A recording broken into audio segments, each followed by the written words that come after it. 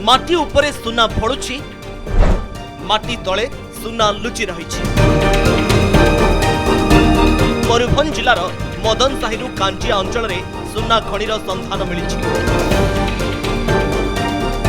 गुरुवार विधानसभा रे मंत्री लिखित उत्तर दे मूल्यवान सुना पत्थर थिबा सूचना देबा परे ग्राउंड जीरो रे पहुंचीथिला कनक न्यूज टीम।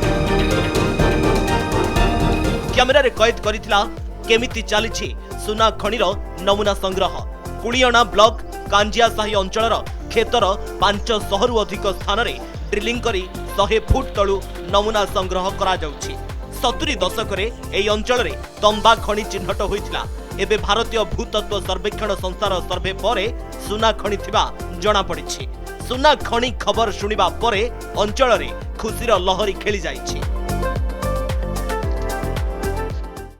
फाइनल बोरहोल चली 500 मीटर अच्छी 4टा बोरहोल अच्छी यह कंप्लीट पर केशरपुर माइन ओपन होगा आम बहुत खुशी अच्छी आम गाँव में तंबा सुना बाहर आम बहुत खुशी अच्छु। आमर आशा से देखो जदि ये प्रकृत में सुना खणी होगला तो आमर जो बेकारी युवक युवक बाहर को जाऊँ कम करने निज अंचल से सेटेल होगी से रोजगार करें आम पंचायत डेभलप हम भितर मदनासाही कांजिया एवं न्यू दुधीशल अंचल किसी सुना खଣି थिबार संधान मिली तो यार केते परिमाण सुना माने रही मौजूद रही ताहा वर्तमान सुधा सरकार विभागीय अधिकारी तरफ आकलन करा जाय।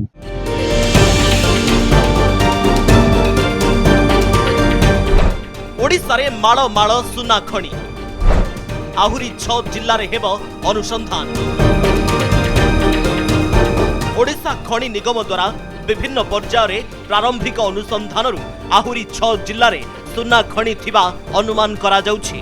सुंदरगढ़, कोरापुट, मालकानगिरी, बौद्ध, अनुगुल और संबलपुर जिल्ला रे मध्य सुना खणी थिबा अनुमान करा जाउछि। देवगढ़, केन्दुझर परे मयूरभंज रे सुना खणी मिलिछि। राज्य खणी और भूतत्व निर्देशालय सह भारतीय भूवैज्ञानिक संस्थार अनुसंधान मयूरभंजर माटी तले सुना पत्थर थिबा स्पष्ट होइछि। केवल सुना नुहे एई अंचल रे प्लाटिनम यूरानियम थिबा अनुमान करा जाउछि। भूतत्व विभाग भूतत्व सर्वेक्षण विभाग अनेक कर्मचारी माने एवं जो गवेषक माने जो आसिक एठार जो सब नमूना संग्रह करुचंती एवं ताकू नेकी जो रिपोर्ट दउचंती वर्तमान ताकू नेकी समस्तंकर अपेक्षा रहिछि एवं एहार कोन रहउछि जो आगो को याकू नेकी कोन पदक्षेप रहउछि ता ऊपर मध्ये समस्तंकर नजर रहिबो। मयूरभंज दल गोविंद बारिक, कनक न्यूज।